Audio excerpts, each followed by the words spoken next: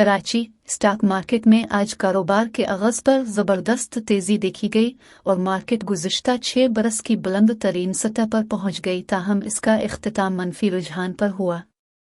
आज कारोबार के आगाज से ही पाकिस्तान स्टॉक एक्सचेंज में मुस्बत रुझान रहा और 100 इंडेक्स 579 पॉइंट्स इजाफे के साथ 49,000 की सतह उबूर कर गया। कारोबार के दौरान 100 इंडेक्स 634 पॉइंट्स इजाफे के साथ 49,300 की सतह पर उबूर करके 49,344 पर पहुंचा, जो गुज़िश्ता 6 साल के दौरान इंडेक्स की बुलंद तरीन सतह। ताहम कारोबारी दिन का इख्तिताम मनफी रुझान पर हुआ और 100 इंडेक्स 153 पॉइंट्स कमी से 48,611 पर बंद हुआ।